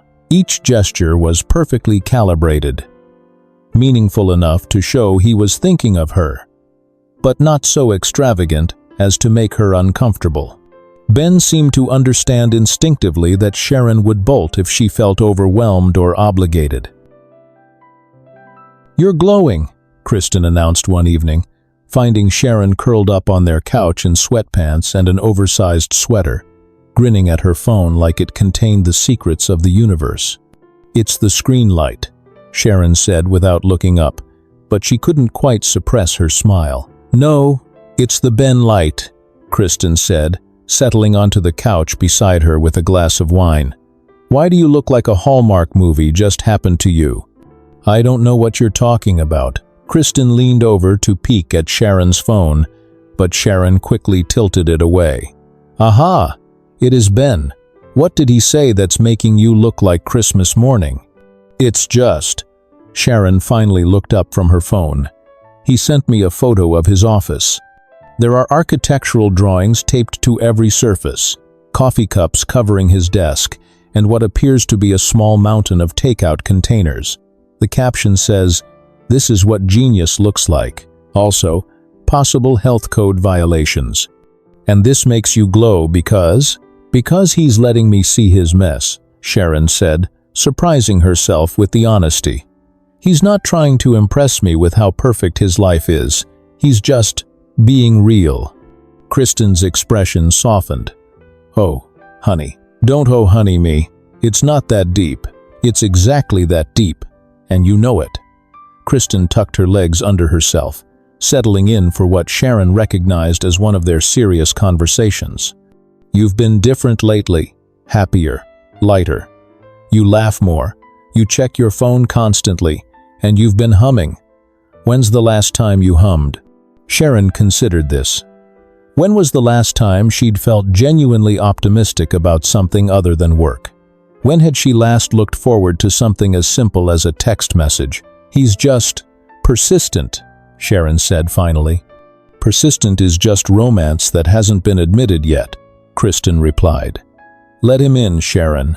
It's not illegal. It's complicated." "Why? Because of Mark?" Kristen's voice grew gentle. "Sweetie, not every man is going to leave you at the altar. Some of them might actually stick around." Sharon felt the familiar tightness in her chest, the automatic defensive response that had kept her safe for the past 18 months. But as she looked at her phone, at the photo of Ben's chaotic office and his self-deprecating humor, she wondered if maybe Kristen was right.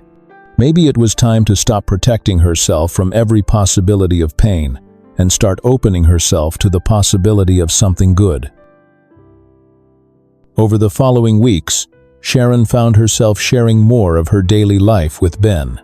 It started small. A photo of a particularly perfect latte, a snapshot of an interesting shadow pattern on a brick wall, a picture of the subway musician she'd mentioned during their dinner. Sharon texted, "Remember the violinist I told you about? He was at the station again today. Ben responded immensely. Did you take another photo? Couldn't help myself. Better lighting this time, she said. I'd love to see it sometime. Both versions. The invitation hung between them, tentative but meaningful. Sharon found herself wanting to share her work with him, to get his perspective on the images that mattered most to her. Ben's responses were equally revealing. He sent her photos of building sites, sketches of design concepts, pictures of his morning coffee, paired with whatever architectural magazine he was reading. His desk, as advertised, was a disaster of creative chaos. But Sharon could see the method in the madness, the careful organization that lay beneath the surface clutter. Ben, client meeting went long, subsisting on vending machine, coffee, and determination. Sharon, that sounds tragic. Actual coffee emergency? Ben, code red, may not survive. Sharon, there's a decent cafe 2 blocks from your office, corner of 5th and Meridian. Ben, you know where my office is? Sharon, I may have Googled your firm for professional research purposes. Ben, professional research. Sure. What else did your research uncover? Sharon, that you won an award for sustainable design last year, and that you look very serious in professional headshots. Ben, I'm much more charming in person. Sharon, debatable. Ben, I'll have to prove it to you. Over proper coffee, not from a vending machine. Sharon realized she was checking her phone more frequently, looking forward to Ben's messages in a way that both thrilled and terrified her. When her phone buzzed during shoots, she found herself hoping it was him. When it wasn't, she felt a small pang of disappointment that she tried to ignore. She was falling for him, she realized.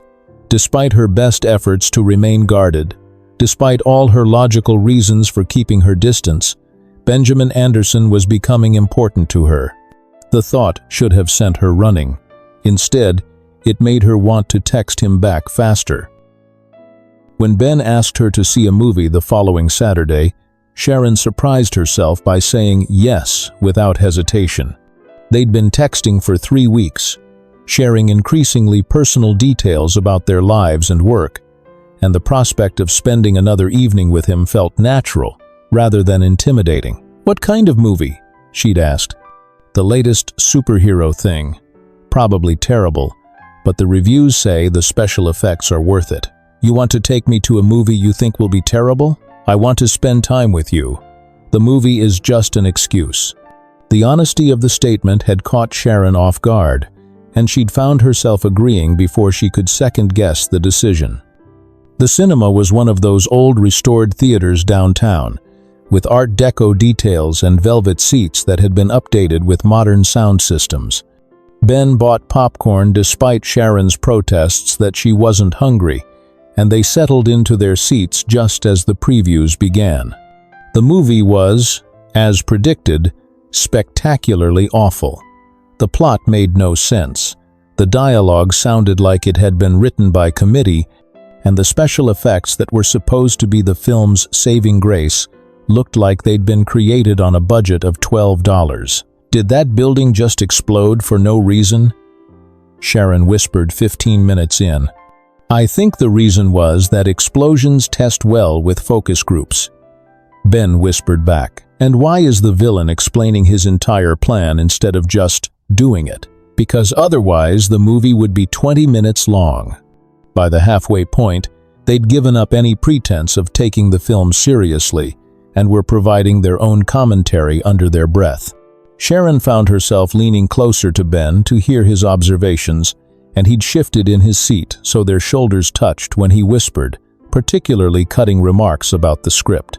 When the credits finally rolled, they emerged from the theater laughing and slightly giddy with shared amusement. That might have been the worst movie I've ever seen, Sharon said as they walked out into the evening air. I feel like I should apologize for subjecting you to that. Are you kidding? That was the most fun I've had at a movie in years. We should start a podcast reviewing terrible films. two people who should have left at intermission. Ben suggested, "Why did we pay money for this? I want my 2 hours back." A film review. They were both laughing now.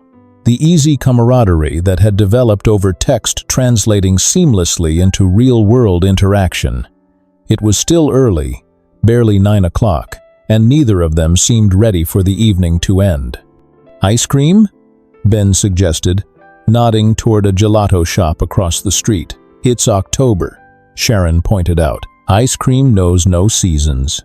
The gelato shop was warm and crowded, with cases full of flavors that ranged from traditional vanilla to combinations that seemed designed to challenge the concept of dessert. Sharon chose salted caramel, while Ben went with something called dark chocolate bourbon that sounded either sophisticated or potentially hazardous. They found a bench in the small park next to the shop, sitting close enough that Sharon could smell Ben's cologne and feel the warmth radiating from his body. The night air was crisp but not uncomfortable, and the park was lit by old-fashioned lampposts that cast everything in a warm, golden glow. "So," Ben said, taking a spoonful of his gelato, "rate the evening so far." "The movie was terrible, the company was tolerable, and the ice cream is excellent," Sharon replied primly. "Tolerable? I'm wounded. You'll recover." Ben finished his gelato with impressive speed, then looked longingly at Sharon's cup. "Is that as good as it looks?" "Better," Sharon said, taking another spoonful. "Want to try some?" Instead of waiting for her to offer a spoon, Ben leaned over and tried to steal a bite directly from her cup. Sharon pulled it away, laughing, and Ben lunged for it playfully. "That's stealing," she protested, standing up and holding the cup out of his reach. "It's sharing," Ben said, getting up and reaching for the gelato. "There's a difference." What followed was completely undignified and absolutely delightful. A chase through the small park that had them both laughing like children, dodging around benches and lampposts, while Sharon tried to protect her dessert and Ben attempted increasingly dramatic moves to capture it. When he finally caught her, his arms wrapping around her waist to stop her escape, they were both breathless and giddy. For a moment, they stood there in the golden lamplight, faces inches apart, the gelato forgotten as something more serious passed between them. Sharon felt her pulse quicken as Ben's expression shifted from playful to intense. His hands were still on her waist, and she could feel the warmth of his breath against her cheek. When his gaze dropped to her lips, she felt herself leaning closer, drawn by an attraction that had been building for weeks. But just as their lips might have met, reality crashed back in. This was too fast, too soon, too much like every romantic fantasy she'd indulged in with Mark before everything fell apart. Sharon stepped back abruptly, breaking the spell and leaving them both standing awkwardly in the lamplight. "We should probably head back," she said, not meeting his eyes. "Right," Ben said, and Sharon caught something in his voice. Disappointment, maybe, or understanding. Of course. The drive back to Sharon's apartment was quieter than their earlier conversation, but not uncomfortably so. Ben seemed to sense that she needed space to process whatever had almost happened in the park, and he didn't push for conversation beyond asking if she was warm enough and whether she wanted to change the radio station. When they reached her building, Ben put the car in park, but didn't immediately move to get out. Sharon could feel him looking at her, could sense that he had something to say, but she wasn't sure she was ready to hear it. "Sharon," he said finally, his voice more serious than she'd ever heard it. She turned to look at him, taking in his earnest expression and the way his hands gripped the steering wheel like he was anchoring himself. "I like you," he said simply. "I've fallen deep for you, and I'd like to date you if you'd give me a chance." The words hung between them, honest and vulnerable and terrifying. Sharon felt her heart racing, felt the familiar urge to deflect with humor or sarcasm. But Ben's sincerity deserved better than that. "Ben," she started, then stopped, not sure how to articulate the tangle of emotions in her chest. "I know you've been hurt," he continued, his voice gentle but determined. "I know you have reasons to be careful. I'm not asking you to forget those reasons or pretend they don't matter. I'm just asking you to consider the possibility that not everyone will hurt you." Sharon looked down at her hands, overwhelmed by the tenderness in his voice, and the way he seemed to see straight through her carefully constructed defenses. "I need to think about it," she said finally. "Take all the time you need," Ben said. "I'm not going anywhere." Sharon spent the next few days in a state of anxious contemplation that Kristen noticed immediately. "You're spiraling," Kristen observed, finding Sharon staring blankly at her laptop screen on Tuesday morning, a cup of cold coffee forgotten beside her. "I'm thinking. You're overthinking. There's a difference." Kristen sat down across from Sharon at their small kitchen table. "What did Ben say that's got you so twisted up?" Sharon told her about the almost kiss in the park, about Ben's confession in the car, about the way he'd looked at her when he said he was falling for her. Kristen listened without interrupting, her expression growing more knowing with each detail. "So," Kristen said when Sharon finished, "he told you exactly how he feels, gave you space to process it, and promised not to pressure you for an answer. Right, and this is a problem because?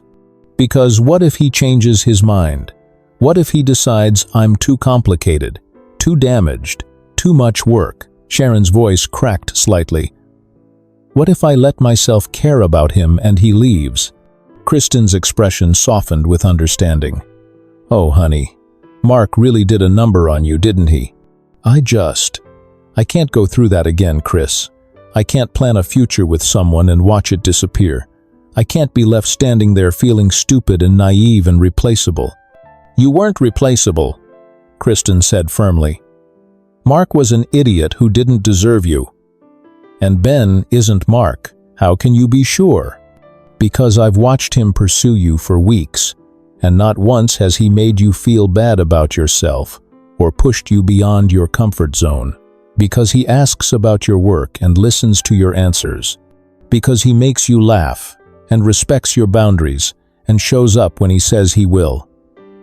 Kristen reached across the table to squeeze Sharon's hand. "Because it's been a while since I've seen you this happy, and it's all because of Ben." Sharon considered this, thinking about the past few weeks of texts and conversations, of feeling understood and appreciated in ways she'd almost forgotten were possible. "What if I'm not ready?" she asked. "What if you are, and you're just scared to admit it?" That evening, Sharon's phone buzzed with a text from Ben. Ben texted, "No pressure, but I'm making dinner tomorrow night. If you want to join me, the invitation stands. If not, I understand completely." Sharon replied, "What kind of dinner?" He responded, "The kind where I probably overcook the pasta and definitely overseason the sauce, but the wine will be good, and the company will be devastated if you don't show up." "Devastated seems dramatic," she replied. "I'm a dramatic person, architectural flair." Sharon stared at the phone for a long time, weighing fear against possibility, protection against connection. Finally, she typed back, "What time?" A month later, Sharon stood in the center of Gallery Luna, surrounded by her own photographs, and feeling like she might throw up from nerves. What had started as a small, local exhibition, something to build her portfolio and gain exposure in the local arts community, had somehow evolved into something much bigger. The gallery owner, Maria Santos, had been so impressed with Sharon's work that she'd promoted the exhibition beyond the usual channels. Word had spread through the city's art networks, and now Sharon found herself facing an opening night crowd that included major collectors, gallery owners from uptown, and art critics whose reviews could make or break emerging artists. "This is insane," Sharon murmured to Kristen, who had arrived early to provide moral support and was now surveying the crowded gallery with obvious pride. "This is amazing," Kristen corrected. "Look around, Sharon. These people are here for your work, your photographs." Sharon did look around, taking in the carefully curated display of her best pieces from the past 2 years. Her street portraits lined one wall, capturing moments of urban humanity with the intimacy and grace that had become her signature. The cityscapes occupied another section, transforming familiar landscapes into something almost abstract in their beauty. And in the center of the gallery, given places of honor, were the pieces she was most proud of, the photographs that told stories about resilience, hope, and the unexpected beauty that could be found in ordinary moments. "Ms. Wallace?" A woman in an elegant black dress approached, extending a manicured hand. "I'm Helena, from the Metropolitan Museum's Contemporary Photography Department. Your work is extraordinary." What followed was a blur of introductions, conversations about artistic vision and technical approach, and the surreal experience of watching strangers study her photographs with the kind of serious attention usually reserved for established masters. Gallery visitors moved through the space with wine glasses and hushed conversations, lingering in front of pieces that spoke to them. Sharon was in the middle of explaining her approach to natural light photography to a collector from Chicago when she spotted a familiar figure near the back of the gallery. Ben had arrived quietly, as promised, and was now standing in front of a particular photograph with the kind of focused attention that made Sharon's heart skip. The image he was studying was one of her favorites, a candid shot she'd taken of him during one of their early encounters, when he'd been helping at her photo shoot in the city square. He'd been laughing at something one of the models had said, his head tilted back and his expression completely unguarded. The late afternoon light had caught him perfectly, creating an image that captured both his physical attractiveness and something deeper, his warmth, his joy, his essential kindness. Sharon had debated whether to include the photograph in the exhibition. It felt personal in a way that her other work didn't, intimate in a way that made her vulnerable. But Maria had been insistent that it belonged in the show, arguing that it demonstrated Sharon's ability to capture authentic emotion in a way that few photographers could match. "Excuse me," Sharon said to the collector. "I'll be right back." She made her way through the crowd, accepting congratulations and compliments as she went, until she reached Ben's side. He was still studying the photograph, a small smile playing at the corners of his mouth. "What do you think about the shot?" she asked, appearing beside him. Ben turned, his smile widening when he saw her. "I think," he said carefully, "that I had no idea you were taking it. The best photographs happen when people aren't performing for the camera. Is that what I was doing? Not performing?" Sharon looked at the image, remembering the moment she'd captured it. "You were just being yourself. That's what made it worth taking." Ben was quiet for a moment, still looking at the photograph. "It's strange, seeing myself through your eyes. You made me look, what? Happy," he said simply, "like someone worth knowing." "You are someone worth knowing," Sharon said, the words coming out before she could stop them. Ben turned to look at her directly, and Sharon saw something shift in his expression. "Sharon, I've been thinking," she interrupted, suddenly needing to say this before she lost her nerve, "about what you said that night after the movies, about giving you a chance." And, around them, the gallery buzzed with conversation and the clink of wine glasses, but Sharon felt like they were standing in a bubble of quiet intimacy. This was her night, her moment of professional triumph, but somehow the only thing that mattered was the way Ben was looking at her, hopeful and patient and completely focused on her words. "And I think," Sharon said, taking a deep breath, "that I'd like to try. Being with you, I mean, if the offer still stands." Ben's smile was radiant, transforming his entire face. "The offer definitely still stands."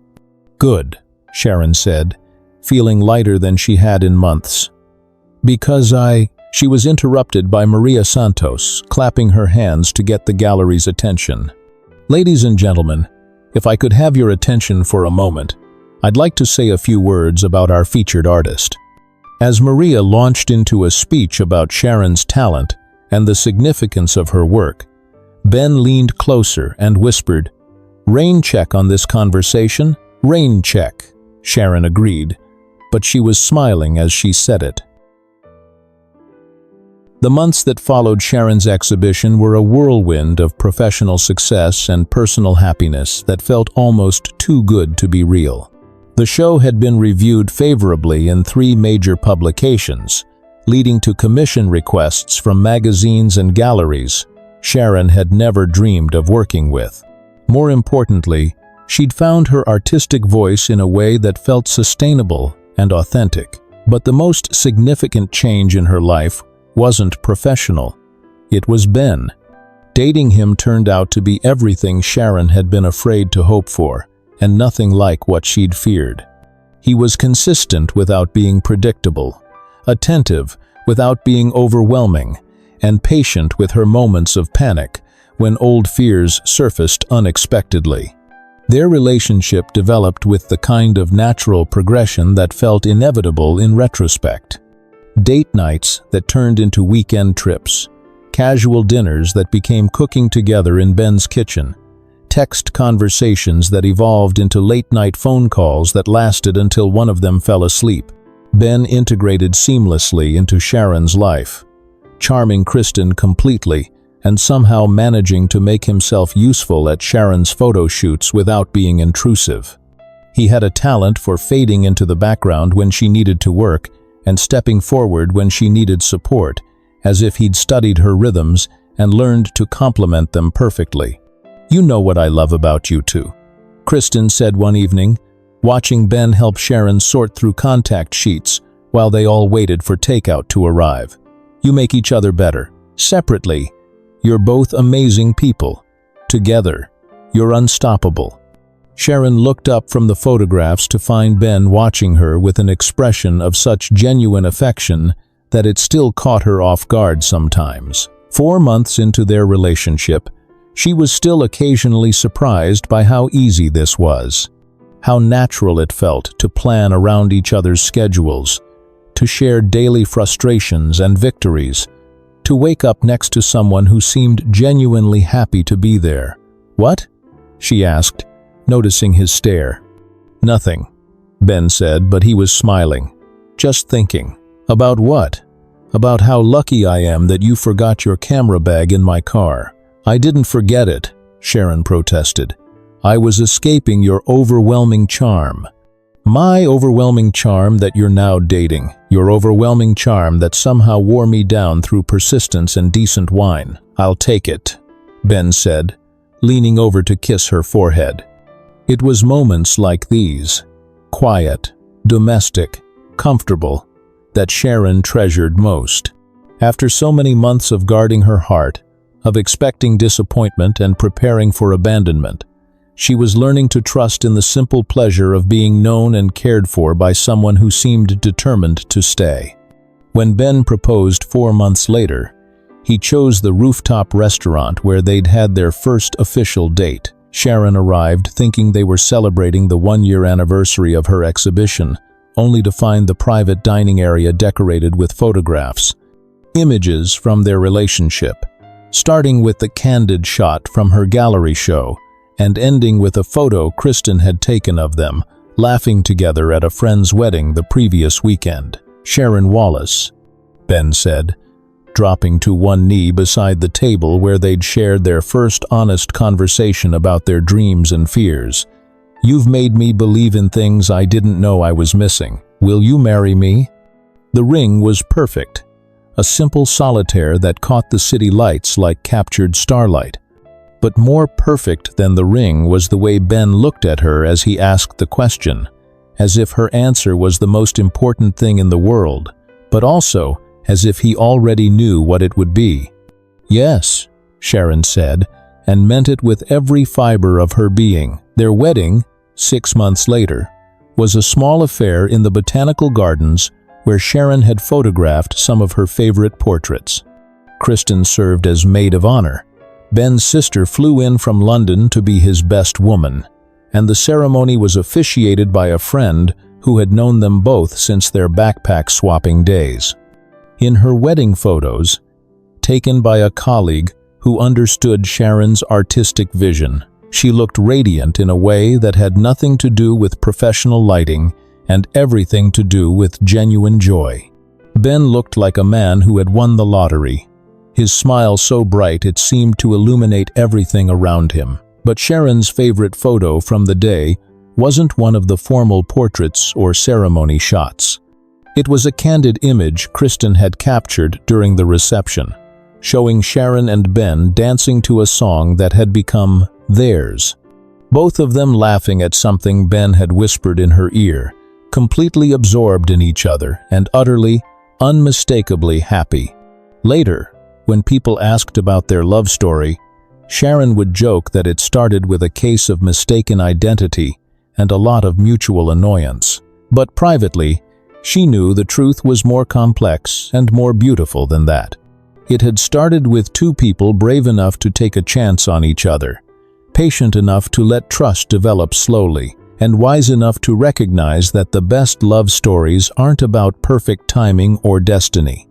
They're about choosing each other, day after day, through all the ordinary moments that make a life together. And every morning when Sharon woke up next to the man who had once driven her crazy on a city bus, she chose him again. Just as he, reaching for her hand in the early light filtering through their bedroom windows, chose her. They lived happily ever after, which is to say, they lived fully, with arguments and reconciliations, professional challenges and personal growth, and the kind of deep, abiding love that makes all the rest of it worthwhile. And sometimes, when Sharon was editing photos late at night and Ben was working on architectural drawings at the kitchen table, she would catch his eye across the room and remember that first terrible morning when everything went wrong and feel grateful for every mistake that had led them to each other.